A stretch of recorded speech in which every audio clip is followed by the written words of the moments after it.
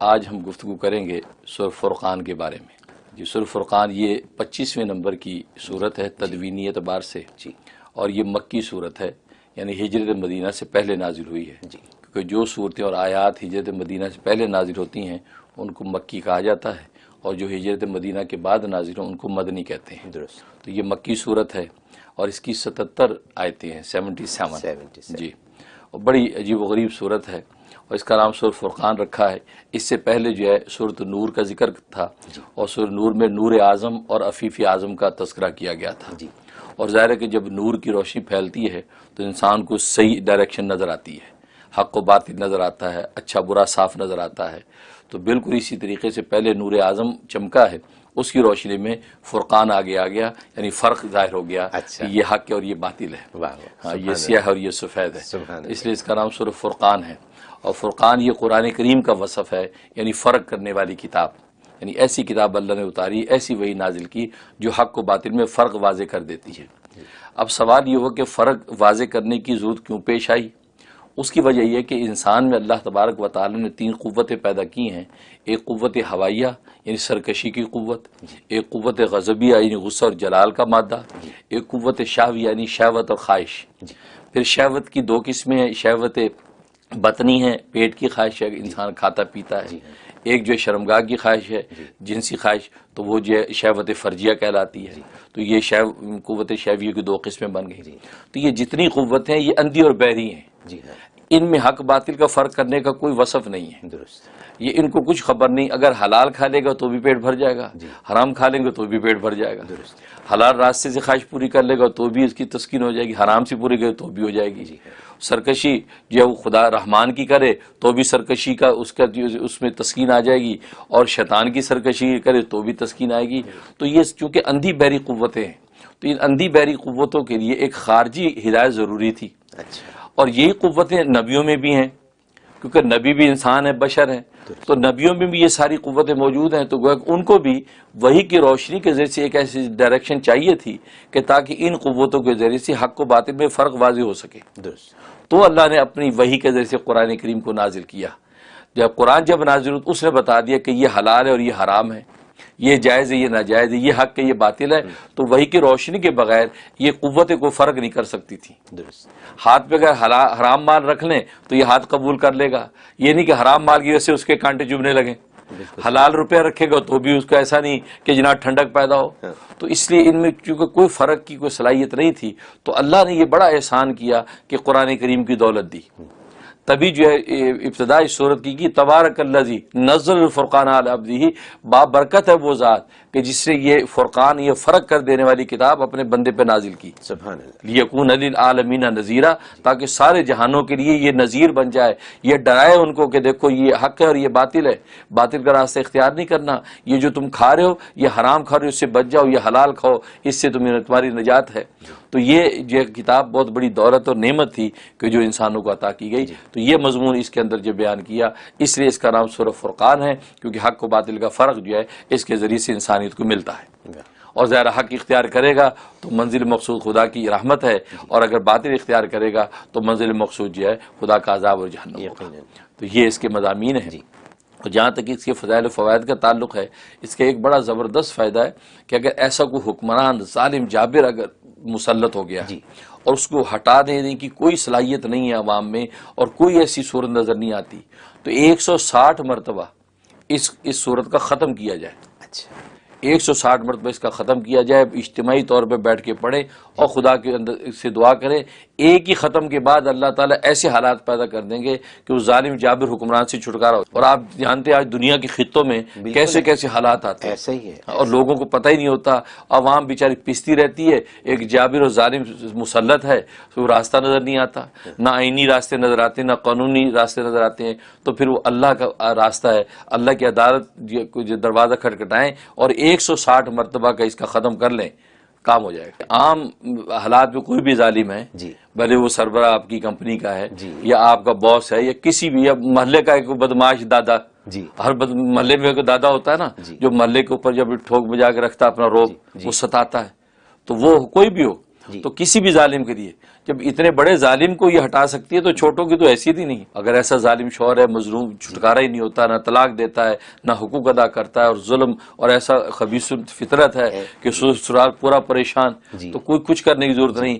وہ بس اللہ سے اس صورت کا ختم کریں. اور مزے کی بات، اگر اکٹھے نہیں کر سکتے تو بیوی روز اس کی تلاوت کرے 160 دن اس کا نفع ہے. اور دوسرے ہے کہ گھر کے اندر جو ہے اگر موذی کیڑے مکوڑے سانپ بچھو اس طرح کے اندیشے ہیں، بچوں کو کاٹ لیتے ہیں، تو 3 مرتبہ روز پڑھ کے پانی چھڑک دیا کریں.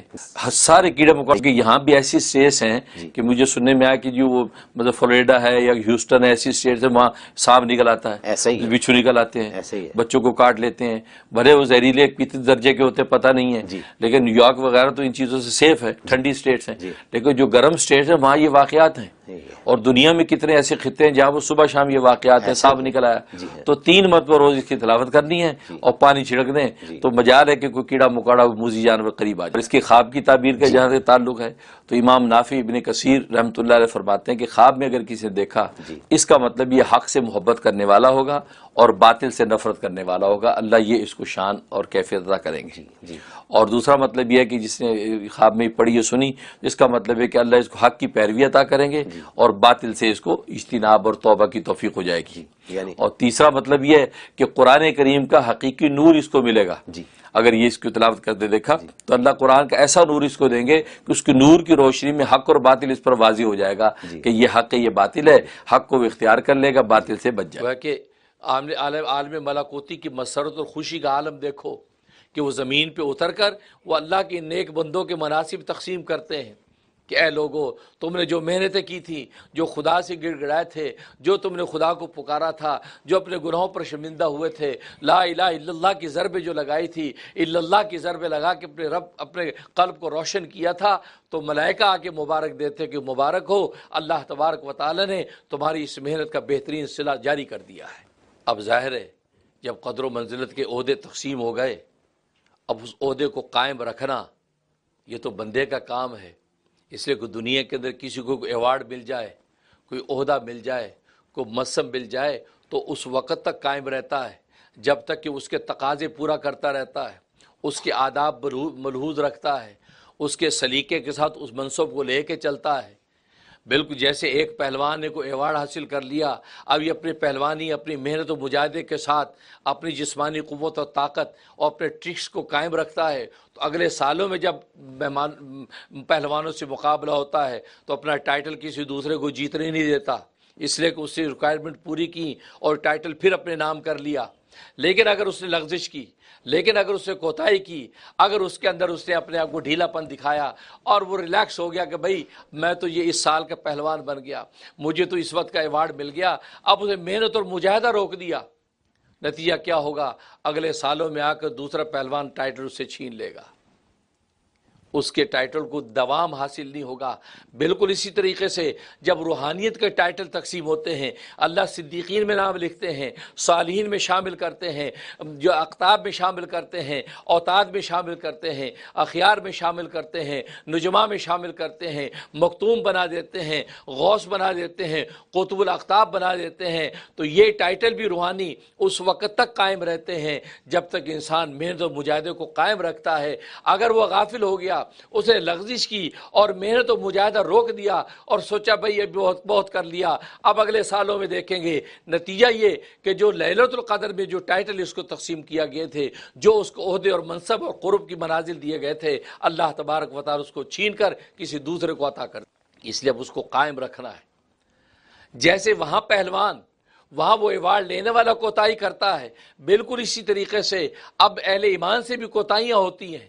وہ بھی باقی سال کے اندر ریلیکس ہو جاتے ہیں کیونکہ شیاطین بھی اب چلتے پھرتے نظر آتے ہیں، نفس بھی جو کھلا پھر رہا ہے، نہ بھوک کی مشقت ہے، نہ پیاس کی مشقت ہے، نہ شیاطین سے کوئی چھٹکارا ہے. اب گویا کہ بے ہنگم زندگی ہو گئی. اب دیکھو کون ہے جو اپنے اس روحانی منصب کو، ٹائٹل کو قائم رکھتا ہے.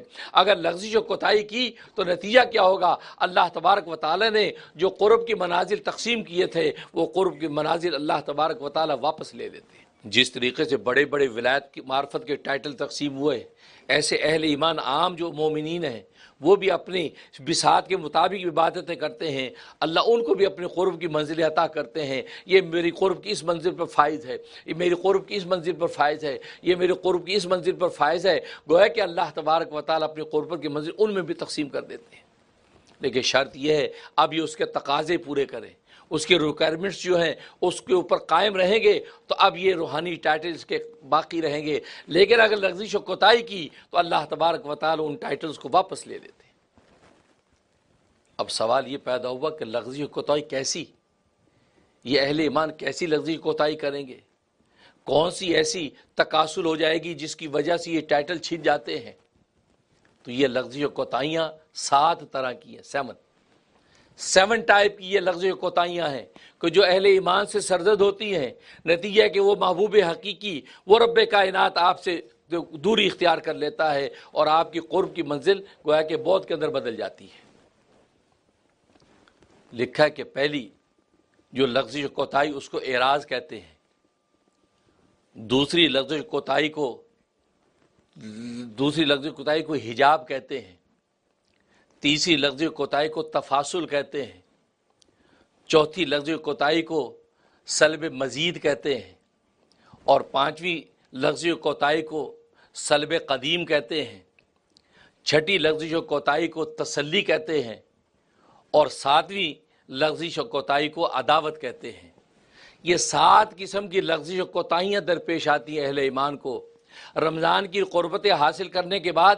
اب جب عام زندگی کے اندر آئے تو یہ 7 طرح کی کوتاہیاں اور لغزشیں جب ان کے وجود سے صادر ہوتی ہیں تو محبوب حقیقی آپ سے دوری اختیار کر لیتا ہے، دوری اختیار کر لیتا ہے، آپ سے پردے میں چلا جاتا ہے، آپ سے حجاب کر لیتا ہے، آپ کے قلب میں اپنی قربت کی جو لذت ہے اس لذت کو سلب کر لیتا ہے۔ اس میں پہلی کوتاہی اعراض، محبوب اعراض کرتا ہے۔ جیسے دنیا میں 2 دوست ہیں، ایک عاشق اور معشوق ہیں، ایک دوسرے سے محبت کرتے ہیں۔ اب ایک عاشق کو کوتاہی کی، کوئی لغزش کی، کوئی ایسی بات کی جس سے محبوب کے دل کو ٹھیس پہنچی، تو محبوب کیا کرتا ہے؟ اعراض کرتا ہے، اس کے منہ پھیر لیتا ہے، بھائی تم نے بری بات کی ہے، مجھے بہت دکھ ہوا، بس آپ چلے جائیں۔ اعراض کرتا ہے۔ تو یہ اعراض یہ پہلی لغزش، جیسے دنیا کے محبوب اپنے عاشق سے منہ پھیر لیتے ہیں اور اعراض کرتے ہیں کہ بھئی دیکھو تم نے بات اچھی نہیں کی، میں تمہارے ساتھ بات مزید نہیں کرنا چاہتا، آپ یہاں سے چلے جائیں۔ یہ اعراض۔ بالکل اسی طریقے سے روحانیت کی دنیا کے اندر بھی جب کوئی عاشق خدا اللہ تبارک و تعالی کی جناب میں یا رسول اللہ صلی اللہ علیہ وسلم کی جناب کے اندر کوئی لغزش و کوتاہی کرتا ہے تو اللہ تبارک و تعالی اس سے اعراض کرتے ہیں، اللہ کے رسول سے اعراض کرتے ہیں کہ آپ دور ہٹ جائیں۔ تو گویا کہ جو قربت تھی وہ دوری میں بدل رہی، اعراض۔ یہ پہلی گویا کہ یہ لغزش و کوتاہی کے نتیجے میں اعراض ظاہر ہوتا ہے۔ اور پھر اس لغزش و کوتاہی کے اوپر وہ عاشق خدا، عاشق مصطفیٰ اگر متربع ہو گیا اور جلدی سے اس نے منا لیا کہ مجھے معاف کر دیجئے، جیسے دنیا کے عاشق وہ اپنے معشوق کو منا لے، دنیا کے دوست اپنے روٹھے ہوئے دوست کو منا لے کہ معاف کر دو، سوری آئندہ میں نہیں کروں گا، مجھے معاف کر دیجیے، غلطی ہو گئی، وہ اس کو معاف کر دے تو اعراض پھر قربت میں بدل جاتا ہے، پھر وہ محبوب آپ کو اپنے قریب کر لیتا ہے۔ بالکل اسی طریقے سے جب یہ بندہ متنبع ہوا کہ اللہ کے رسول کی جناب میں مجھ سے یہ لغزش ہو گئی، فوراً وہ اللہ سے معافی مانگتا ہے، اللہ سے گڑگڑاتا ہے، توبہ کرتا ہے کہ اللہ معاف کر دیجئے، اے اللہ کے حبیب آپ کی جناب میں کوتاہی ہوگی، مجھے معاف کر دیجئے، اللہ کے حضور میں میرے لیے استغفار کیجئے، اللہ کے رسول کو درخواست کرتا ہے کہ اللہ مجھ سے راضی ہو جائے۔ جب یہ کرتا ہے تو اللہ تبارک و تعالیٰ پھر اس کو اپنی قربت میں لے لیتے۔ لیکن اگر وہ یہ سوچتا کہ نہیں بھائی کوئی بات نہیں، دیکھی جائے گی، وہ بھی اینٹ گیا، اس نے بھی منہ بنا لیا، تو آپ پہ ظاہر ہے کہ وہ معشوق اس عاشق کی طرف دیکھتا نہیں ہے، تو یہ آپ کا ارادہ حجاب میں بدل جاتا ہے، حجاب میں بدل جاتا ہے۔ حجاب کا مطلب یہ، اعراض میں تو اس نے کہا تھا پیچھے ہٹ جو، دور ہو جاؤ، اور حجاب بھی تو خود دور ہو جاتا ہے، پردے میں چلا جاتا ہے، آج کے بعد تم میرا دیدار نہیں کر سکے گا، آج کی اب تم مجھے دیکھ نہیں سکے گا۔ تو محبوب پردے میں چلا گیا، اس نے اپنے کیواڑ دروازہ بند کر لیا، تو عاشق کو اب دیکھنے کو بھی نہیں مل رہا، تو یہ حجاب ایک اور دوسری جو ہے سزا اس کو ملتی ہے۔ بالکل اسی طریقے سے اللہ تبارک و تعالیٰ بھی حجاب میں چلے جاتے ہیں۔ جو اللہ تبارک و تعالیٰ شارک سے قریب ہے اور دل کے اندر اپنی قربت کا احساس آپ کو پیدا کر رہا تھا، جس قربت کی وجہ سے آپ سجدے میں گرتے ہیں، قیام کے اندر کھڑے ہوتے ہیں اور یہ محسوس کرتے ہیں کہ میرا اللہ مجھے دیکھ رہا ہے، میرا اللہ مجھے دیکھ رہا ہے، میں اپنے اللہ کو دیکھ رہا ہوں، اللہ تبارک و تعالی حجاب میں چلا جاتا ہے۔ گویا کہ اللہ تبارک و تعالی نے اس کی زیادہ اینٹنے پر، اس کی اور نخرہ کرنے پہ اللہ نے اس کو ایک دوسری سزا دے دی، اس کو حجاب میں چلے گئے۔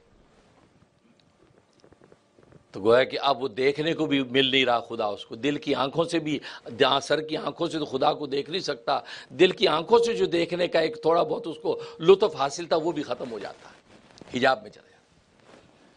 جب حجاب میں گیا، اب حجاب کے بعد اگر اس کو تنبہ ہوا، اسے اللہ سے معافی مانگ لی، گڑ گڑائے یا اللہ معاف کر دے، غلطی ہو گئی، تو اللہ تبارک و تعالیٰ پھر حجاب کو قربت میں بدل دیتا ہے، اس کو قریب کر لیتا ہے۔ جیسے دنیا کے اندر اب اس عاشق کو یہ احساس ہوا کہ میرا معشوق، میرا دوست ناراض ہو گیا، اب یہ معافی مانگنے آگے، جی معاف کر دے، غلطی ہوگی، آئندہ میں نہیں کروں گا، تو گویا کہ اب وہ حجاب ختم ہو کر وہ قربت میں بدل جاتا ہے۔ لیکن جب اسے حجاب میں جانے کے بعد پھر وہ اینٹھا رہا، پھر اس نے اپنے محبوب کو منایا نہیں، اپنے دوست کو راضی نہیں کیا، تو پھر ایک تیسری سزا اس پر تاری ہوتی ہے، اس کو تفاصل کہتے ہیں۔ فاصلے بڑھ جاتے ہیں، فاصلے تک زیادہ بڑھ جاتے ہیں، اب اور دور ہو جاتا ہے۔ ابھی تو اتنا تھا کہ دروازے تک کھڑے ہو کے دروازے بجا رہا تھا، اب تو دروازے پہ بھی کھڑے ہونے کی اس کو اجازت نہیں رہی، اس کو دور دفع کر دیا جاتا ہے۔ اب فاصلے بڑھ گئے۔ جیسے دنیا کا محبوب اس کو دور کر دیتا ہے، اپنے جب گویا کہ چوکیدار سے کہہ کے اس کو دور دھکے دے دیتا کہ اب دروازے کے پاس بھی آنے نہ پائے، گویا کہ فاصلے بڑھ گئے۔ قلب کے فاصلے تو بڑھ ہی گئے تھے، وہ ظاہری زمینی فاصلے بھی بڑھا دیتا ہے۔ بالکل اسی طریقے سے اللہ تبارک و تعالیٰ سے جب یہ حجاب میں گیا ہوا آدمی اللہ سے گڑگڑاتا نہیں ہے، معافی توبہ نہیں کرتا، اپنی من مانی زندگی میں مست رہتا ہے، تو اللہ تبارک و تعالیٰ فاصلے بڑھا دیتے ہیں، اس کو دور اللہ تبارک و تعالیٰ اپنی لعنت کے اندر پھینک دیتے ہیں، اپنی قربت کی جو لذت اس کو حاصل تھی وہ بعد اور دوری کے اندر بدل جاتی ہے۔ اور ظاہر ہے کہ یہ ایک عاشق خدا اور اہل دل ہی اندازہ کر سکتے ہیں یہ کتنی بڑی سزا ہے۔ اس کے بعد اب اگر تنبہ ہو گیا، اب اگر تنبیہ ہو گئی کہ میرا اللہ تو مجھ سے ناراض، اس سے مجھے کتنی دور پھینک دیا، اب اللہ سے گڑایا، معافی تلافی کی، تو اللہ تبارک و تعالیٰ فوراً اس کو اپنی قربت کی منزل عطا کر دیتے ہیں، اور پہلے جتنے اس کی سزائیں تھیں کہ ساری سزائیں و فاصلے ختم ہو جاتے ہیں۔ جیسے دنیا کے محبوب جب آپ سے راضی ہو جاتے ہیں، وہ سارے فاصلے ختم کر کے اپنی قربت عطا کر دیتے ہیں۔ لیکن اگر وہ عاشق پھر بھی اینٹھا رہا، اس دوست نے پھر بھی نہ منایا، اور پھر بھی وہ اللہ تبارک و تعالیٰ سے غافل رہا، تو نتیجہ کیا ہوگا؟ اللہ تبارک و تعالیٰ ایک اور سزا جاری کرتے ہیں جس کو سلب مزید کہتے ہیں۔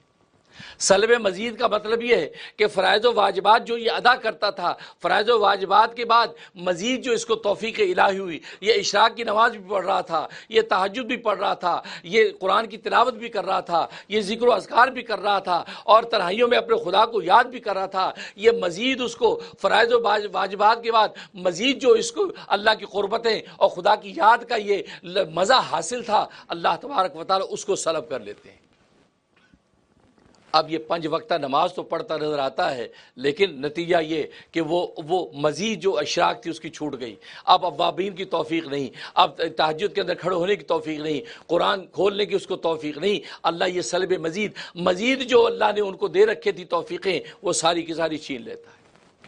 جیسے دنیا کا محبوب ناراض ہوتا ہے تو فوراً آپ کو کال کرتا ہے، میرے تحفے واپس کر دو، میں نے جو تمہیں فلاں تحفہ دیا واپس کرو، میرے پرفیوم واپس کرو، میری انگوٹھیاں واپس کرو، میرا فلاں میں نے تمہیں ٹائی دی تھی وہ ٹائی واپس کرو، میرے سوٹ واپس کرو۔ یہ وہ محبوب دنیا کے تحفے واپس منگاتا ہے، میرے تحفے واپس کرو۔ نتیجہ کیا ہوا؟ تو یہ سلب مزید، تو مزید جو مہربانیاں تھی ساری واپس ہونا شروع ہو جاتی ہیں۔ تو بالکل اسی طریقے سے اللہ تبارک و تعالیٰ بھی مزید مہربانیاں جو عبادت اور قربت کی عطا کرتے تھے سب واپس لے لیتے ہیں۔ اب اگر اس کو تنبہ ہوا کہ نہیں یار اللہ تو ناراض ہے، میری تو تہجد چھوٹ رہی ہے، یہ نہ ہو کہ میری عشاء بھی چھوٹنے لگے، میرے تو اشراق چھوٹ رہا ہے، یہ نہ ہو کہ فجر بھی چھوٹنے لگے، میری تو اوابین چھوٹ رہی ہے، یہ نہ ہو کہ مغرب کی نماز بھی چھوٹنے لگے، فوراً اللہ کو منا لیتا ہے، اللہ کے آگے گڑاتا ہے، روتا ہے، یا اللہ مجھے معاف کر دے، مجھ سے غلطی ہو گئی، میں نے رمضان کے اندر جو عبادتیں کی تھی، تجھے پکارا تھا، تیری قربتیں پائی تھی، یا اللہ یہ بہت میں بدل رہی ہیں، یا اللہ مجھے معاف کر دے۔ تو اللہ تبارک و تعالیٰ اس بہت کو قربت میں بدل دیتے ہیں۔ لیکن اگر یہ اینٹھا رہا، غافل رہا، لغزشیں کرتا رہا اور کہا کہ کوئی بات نہیں، فرض واجب تو پڑھ رہے ہیں، پوچھ تو فرض کی ہونی ہے، پوچھ تو واجب کی ہونی ہے، اشراق کی پوچھ تو نہیں ہونی، تہجد کی پوچھ تو نہیں ہونی، اوابین کی پوچھ تو نہیں، فرض نمازیں پوری پڑھ رہا ہوں، واجب پورے کر رہا ہوں، اجی چھوڑو کوئی بات نہیں، تہجد نہیں پڑھا تو نہیں پڑھا۔ اب اگر یہ اپنا یہ ہوگا کہ اکڑ دکھانے لگا تو اللہ تبارک و تعالیٰ اس کو پھر اگلی سزا دیتے ہیں جس کو سلب قدیم کہتے ہیں۔ اللہ تبارک و تعالیٰ قدیم جو عبادات فرض و واجبات کر رہا تھا، اللہ اس کی توفیق مجھ سے چھین لیتے۔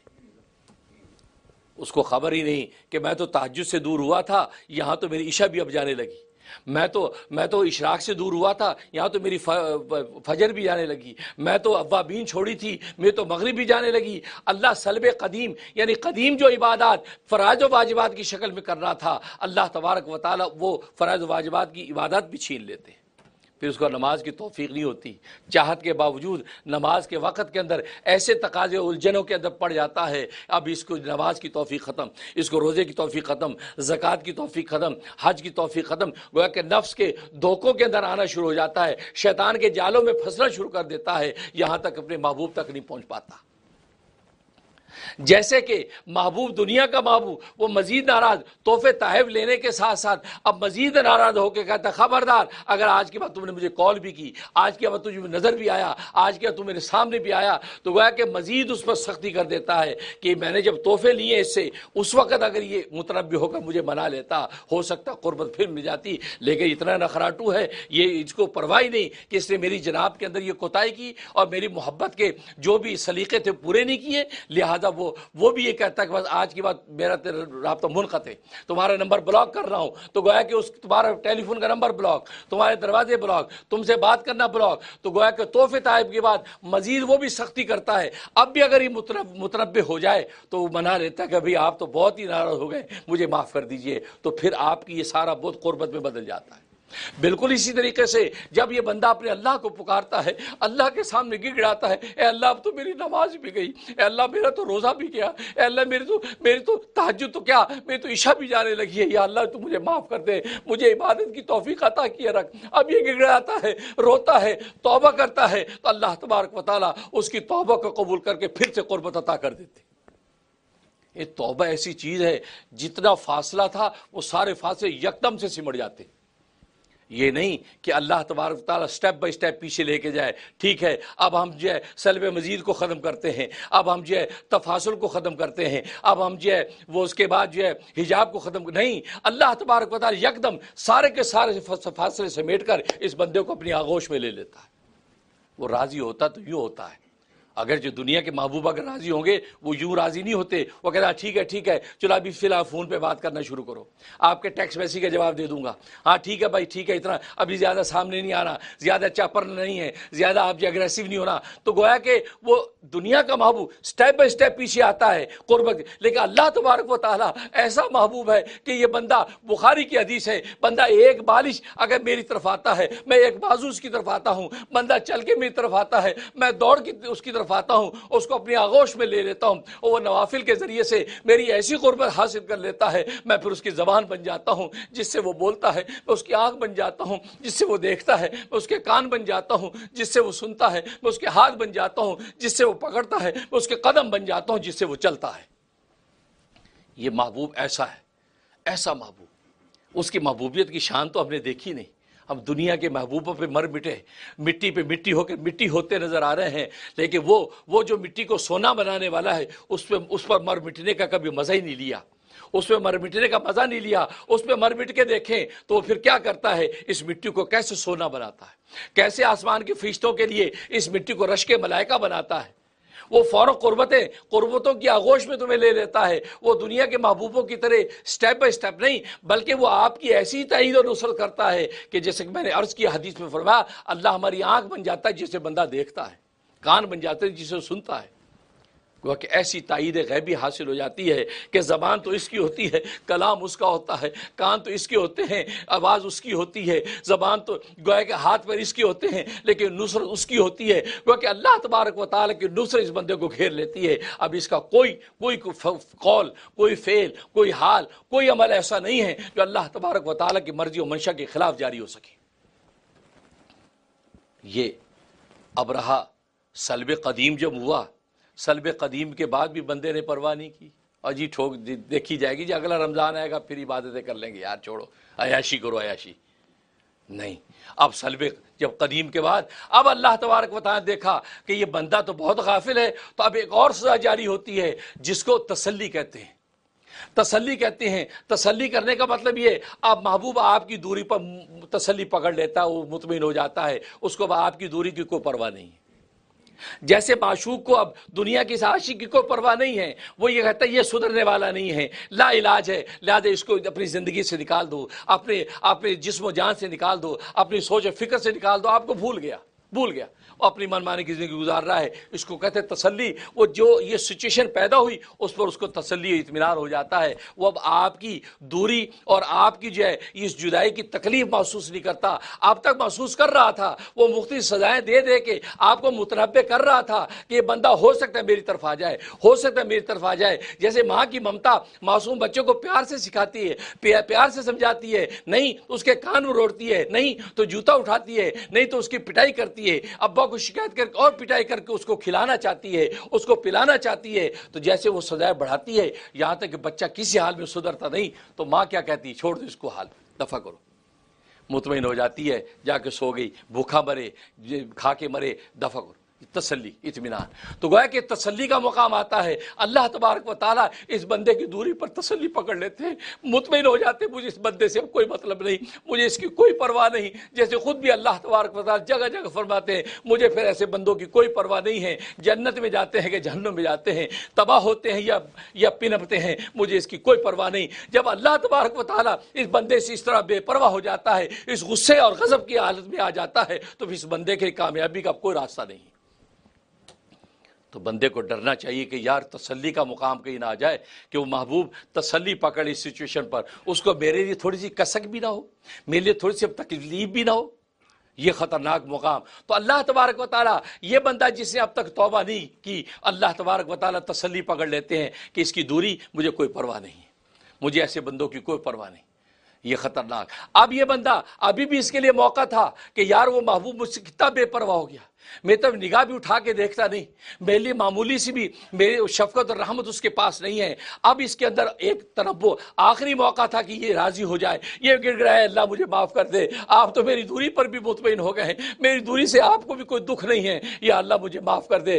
لیکن میری دوری، میری آپ سے جو دوری ہے مجھے بے چین کر دیا ہے. میں تو آپ کی اس غضب اور غیظ میں نہ کھانے میں لطف رہا، نہ پینے میں لطف رہا، نہ سونے جاگن میں لطف رہا. یا اللہ مجھے معاف کر دے، یا اللہ میں تیری قربت چاہتا ہوں، میں آئندہ نہیں کروں گا، میں اعترافی مجرم ہوں. اب یہ معافیا مانگتا ہے، نتیجہ کہ اللہ تبارک و تعالیٰ ابھی بھی اس کی گویا کہ بہت کو قربت میں بدل دیتے ہیں. لیکن بندہ سوچتا ہے کہ یار چھوڑو، کوئی بات نہیں، دیکھی جائے گی. بابر بیش کوش، عالم دوبارہ نیست. بابر مزے اڑاؤ زندگی کے، یہ عالم دوبارہ بننے والا نہیں ہے. کون خدا، کون سی قیامت، کون سا حسب نصب، کون سا حشر جہاں پہ پوچھ ہوگی، کوئی پوچھنے والے اپنی من مانی زندگی گزارو.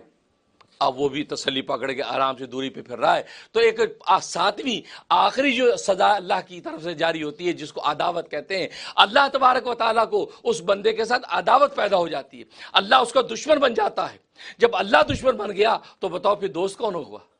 دوست کون ہوگا؟ جب اللہ دشمن بن گیا، جب اللہ تبارک و تعالیٰ جو اس کے ساتھ عداوت کرتا ہے، اللہ جب انتقام لینے پہ آ گیا، اللہ اس کی پکڑ کرنے پہ آ گیا، اب اس کے لیے بچنے کی کوئی صورت نہیں. اب یہ کھائے گا تو صحیح، کھانے کی لذتیں کھو بیٹھے گا، پیے گا تو صحیح، پیاس بجھنے کی لذتیں کھو بیٹھے گا، سوئے گا تو صحیح، سونے کی لذتیں کھو بیٹھے گا. جیسے جانور کھاتے پیتے چلتے پھرتے ہیں، یہ جانوروں سے بھی بدتر ہو کر کھائے گا بھی، پیے گا بھی، سوئے گا بھی، جاگے بھی گئی، جفتی بھی کرے گا، بچے پیدا کرے گا، مکان بنے گا، گھونسلے بگائے، دکانیں بنائے گا، سب کچھ کرے گا. لیکن اللہ تبارک و تعالیٰ اس قلب سے ساری محبتیں، شفقتیں، زندگی کے لذتیں کھینچ لے گا. اور کیوں کہ اللہ تبارک و تعالیٰ اب اس کا دشمن ہو گیا ہے، اور اللہ کا جس کا دشمن ہو جائے اس کا کوئی دوست نہیں ہو سکتا. یہ آخری خطرناک سزا. یہ وجہ اللہ کفار و مشرکین، منافقین کا دشمن اللہ تبارک و تعالیٰ. ہاں وہ سچی توبہ کر لے، ابھی بھی موقع ہے، ابھی بھی توبہ کر کے اگر واپس آ جائیں تو 80 سال کے بوڑھے مشرک کو بھی اللہ تبارک و تعالیٰ بخش دیتے ہیں. جیسے حدیث میں آتا ہے ایک بوڑھا مشرک 80 سال بت کو پکارتا رہا، یا صنم یا صنم یا صنم، اے میرے بت، اے میرے بت، اے میرے بت۔ 80 سال تک پکارا، کوئی جواب نہیں۔ بت تو بت ہے، بت نے کیا جواب دینا۔ 80 سال کے بعد، فجر کے بعد صبح کی ٹھنڈی ہوا چلی، جھونکے ٹھنڈے میٹھے چل رہے ہیں، اور یہ یا صنم کی صدا لگا رہا ہے، یہاں تک اس پہ نیند غالب آئی، غلبہ نیند کا ہوا، زبان لڑکھڑائی، منہ سے یا صنم کے بجائے نکل گیا یا صمد۔ یا سمجھ نکلا، عرش الہی سے رب کریم پکارا، لبیک یا عبدی، اے بندے میں حاضر ہوں۔ عالم ملکوتی میں پہنچال بچ گئی، ہلچل بچ گئی۔ فرشتوں نے کہا رب ذوالجلال، اس نے تجھے تو پکارا نہیں تھا، 80 سال تک یہ تیرا باغی ہے، بغاوت کے جملے بولتا رہا، یا سنم بولتا رہا، یہ تو بت کو پکارتا رہا، آپ کو تو پکارا نہیں۔ اس کی تو زبان لڑکھڑا دے گئی تھی، نیند کا جھونکا آ گیا تھا، اس کے منہ سے یا سمجھ نکل گیا، آپ نے لبیک کیوں کہا؟ اللہ تبارک و تعالی فرمایا، اے میرے فرشتوں، 80 سال تک یہ بت کو پکارتا رہا، اس نے کوئی جواب نہ دیا۔ آج اگر کی زبان لڑکھڑائی اور میرا نام لکھا یا سمجھ کا، اگر میں نے بھی جواب نہ دیا تو مجھ میں بت میں کیا فرق ہوگا؟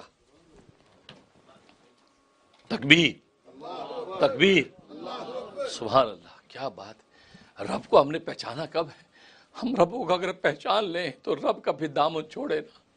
ہم نے رب کو پہچانا نہیں، ہم نے ہر چیز کو پہچان لیا، سوئی سے بٹن تک پہچان لیا، یہ میڈ ان چائنا ہے، یہ میڈ ان فرانس ہے، میڈ ان یو ایس ہے، ایک ایک رسی کو جانتے ہیں، یہ جرمن کی بنی ہوئی ہے، ایک ایک گاڑی کو جانتے ہیں، یہ فلاں علاقے کی بنی، فلاں شہر کی بنی، اس کی یہ خاصیت ہے۔ اگر پہچانا نہیں تو ہم نے اپنے اللہ کو پہچانا، اپنے اللہ کو پہچانا۔ اور یہ اللہ بار بار اب یہ کہتا، مجھے پہچانو، مجھے پہچانو، بلکہ قرآن میں کہا وَمَا خَلَقْتُ الْجِنَّ وَالْإِنسَ إِلَّا لِيَعْبُدُونَ، میں نے جنوں اور انسانوں کی تخلیق کس لیے کی؟ اس لیے کہ تاکہ مجھے پہچانے۔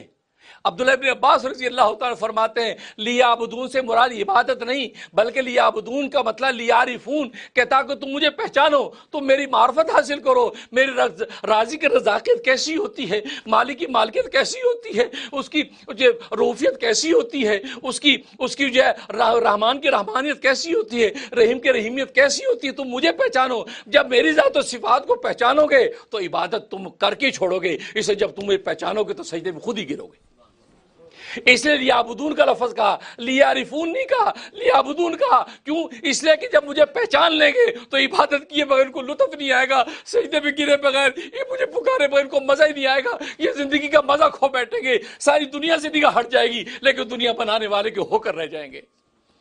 اس لیے لیعرفون لیعبدون کہا، کیونکہ معرفت کا لازمی نتیجہ عبادت ہی ہے۔ یہ بندے پھر عبادت میں خود بخود ہی لگ جائیں گے، لیکن شرط یہ کہ مجھے پہچانے پہلے۔